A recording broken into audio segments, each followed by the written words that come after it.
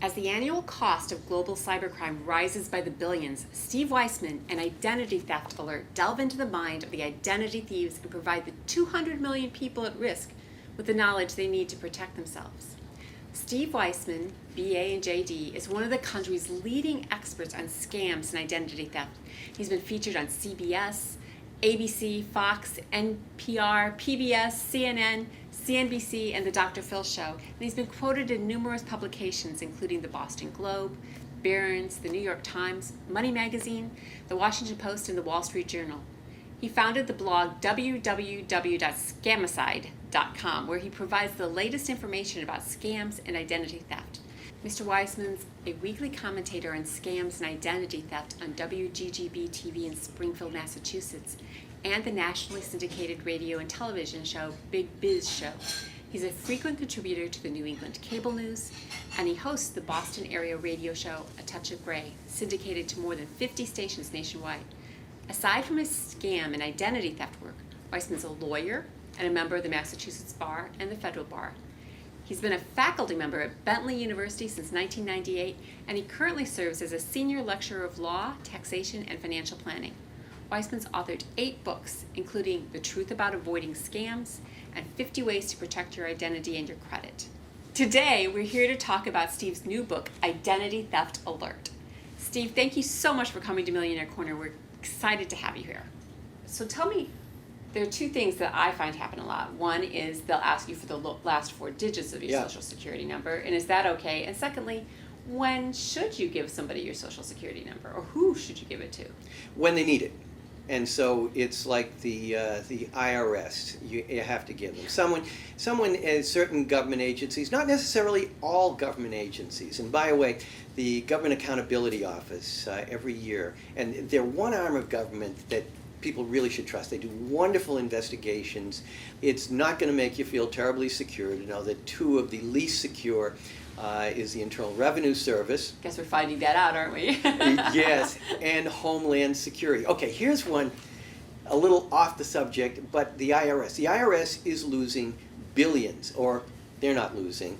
Through them, we're losing billions of dollars of taxpayers' money because social security numbers are grabbed. Someone files an income tax return before the legitimate taxpayer pays their return. The IRS sends them a refund. They've dummied up a W-2. All right, so here's the thing. When your employer sends in a W-2, it's sent in February. It's not sent to the IRS. It's sent to Social Security. Social Security will get around to sending it to the IRS in August. The IRS will have paid out the returns sometime in February, March, or April without cross-checking them. And they have all of these new programs they're implementing, and respectfully I would suggest to the IRS, how about this? How about just requesting employers, when they send it in to the Social Security Administration, send it to the IRS. So that's one that's kind of bothersome. So there are places that do legitimately need them, but there are a lot that don't. And the problem is, the law says you don't have to provide it, but the law doesn't say that they have to do business with you if you don't. So it's a situation where Congress really needs to act to protect us better. And what about the last 4 digits? I find the ones that are asking me about that tend to be my credit card company when they're verifying who I am. So is that okay? I was making a face when you asked me about that. It wasn't just a twitch of Tourette's. But the problem with that is it's not okay for you or I. It's okay for someone who was born within the last, say, 15 years. There was a study done at Carnegie Mellon where they tried to find out what had been rumored before, which is, do the numbers mean anything?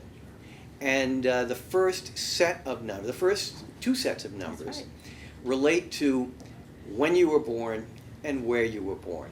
So a good identity thief, and there's some really good ones out there. I mean, you got to admire some of the talent. Can get online, find other information to put together with a reasonable degree of accuracy what your Social Security number is. IRS has changed, Social Security has changed that.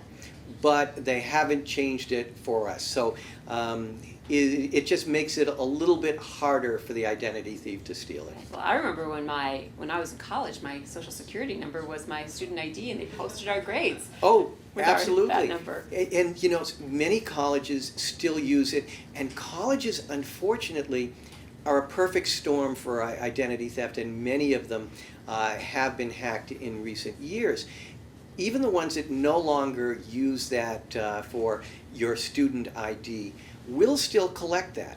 And colleges are supposed to be very open places for people to get information.